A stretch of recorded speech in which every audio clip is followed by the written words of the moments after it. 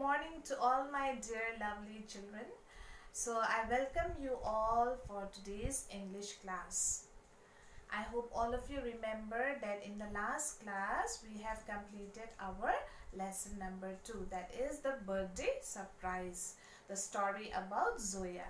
So in today's class we will start the module 2. We will start our lesson with module 2, and under that we will be learning about 3 punctuation marks, that is capital letters, full stop and question mark. Okay, so at the end of the lesson what you'll be able to know the use of this basic punctuation marks, that is when to use the capital letters, when to use a full stop and when to use a question mark. So let us start our class. So in today's class, as I have told you, I'll be mentioning you about 3 basic punctuation marks. The first one is capital letters. All of you please repeat it after me. Capital letters. The second one is full stop. Please repeat it after me. Full stop. And the third one is question mark. What is it? Question mark. Okay. Now all these 3 has something to tell us. It tells us something about itself. Okay. So let us try to see what it tells about itself and how are we going to know more about it. When to use these capital letters, when to use a full stop and when to use a comma. For students who have the English workbook, you can take out page number 12 and you will be seeing the particular topic there in page number 12. So let us see each one and try to know its use. So the first one, what have I said you? Which is the first one? Yes, capital letters. I'm sure all of you have done your capital letters. You know how to write capital letters when you were in kindergarten, right? And you know it. So when are we supposed to use these capital letters? We cannot use these capital letters whenever we want, right? So when should one use these capital letters? Let us see and try to make use of it as well. Okay, and let us see this. A sentence always begins with a capital letter. So when are we supposed to use the capital letters?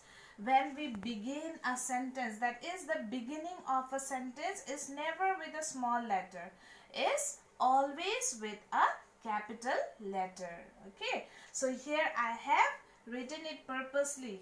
So here I need to do a correction. What is this? I have to correct it and use a capital letter, right? Similarly, special names also begin with capital letters. In our previous module, that is module 1, we have done about naming words, right? Everything around us has a name, right?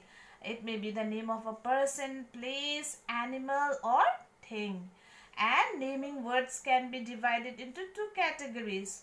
Common name, that is the name of common things, and special name, that is the name of special things or special people, special animals. When we give them a special name, it is called as proper noun or special name. So when we use the capital letters, whenever we come across special names, also the names, the days of a week and months of a year, we tend to use capital letters.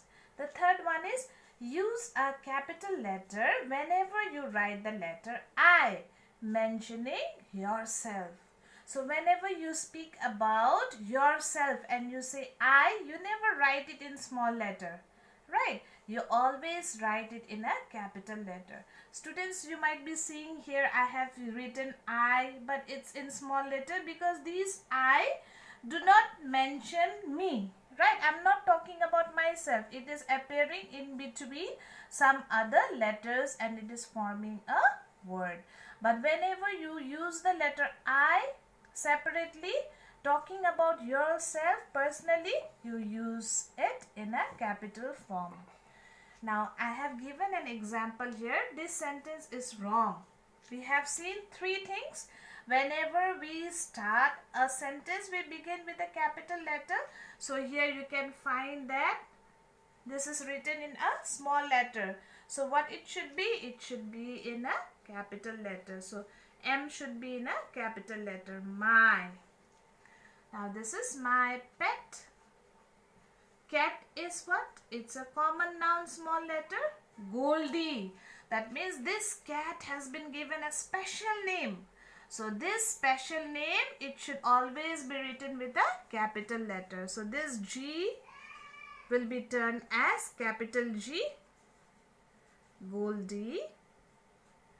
And what about this letter I? Yes, you are correct. You have to write it in a capital letter, right? I went for a walk. So this sentence is correct. I hope you have understood the use of capital letters. Whenever you start a sentence, you use a capital letter. You also use a capital letter when you mention a special name, and also when you use the letter I mentioning yourself. Now come on, let us learn when to use a full stop. Okay. A sentence usually ends with a full stop. Any sentence it may be. Most of the sentence ends with a full stop. For example, if you say I am a student, if I don't give a full stop here, what happens? This sentence is incomplete.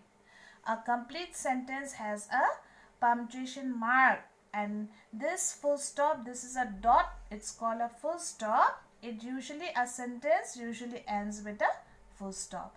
So whenever you write a sentence, when it ends, you always give a full stop. There's another example. This is a lovely painting. It is a sentence. I'm ending with a full stop, right? One more example. I am learning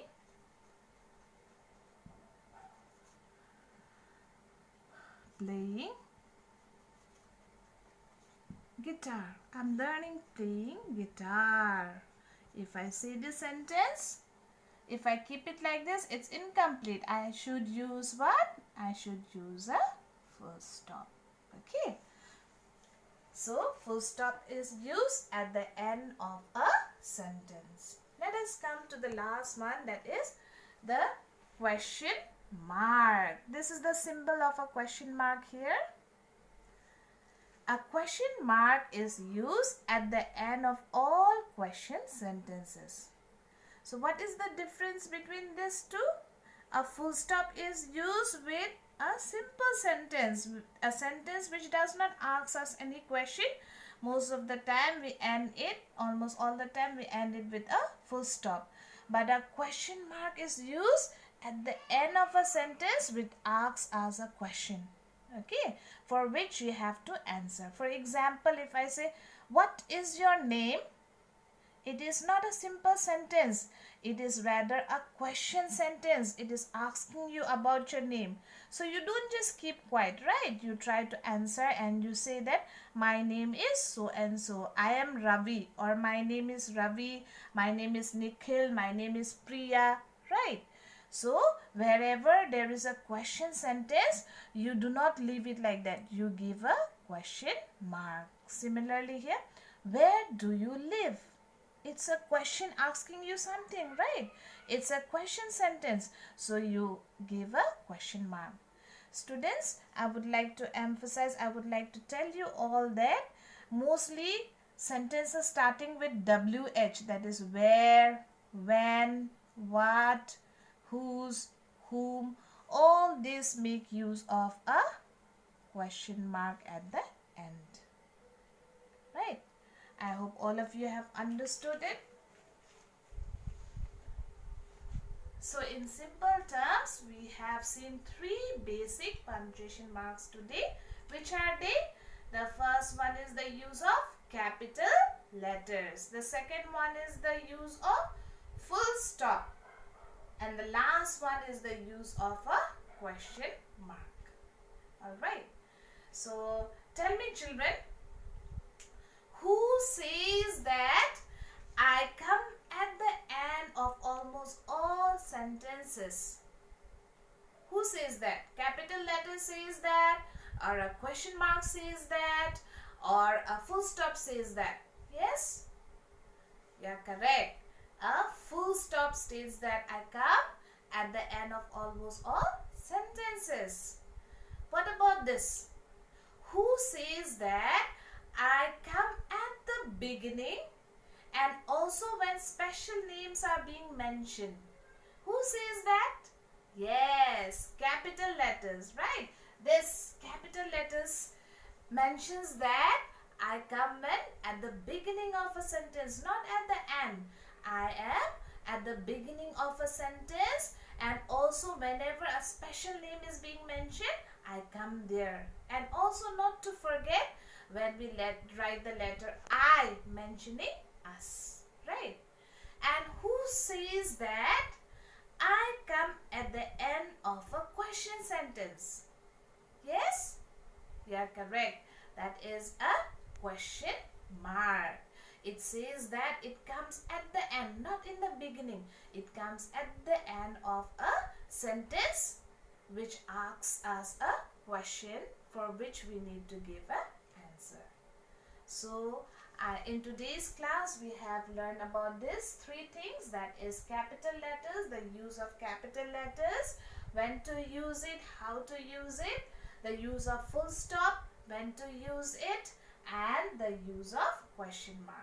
So please go through it nicely, and in the next class we will do some of the exercise related to this topic.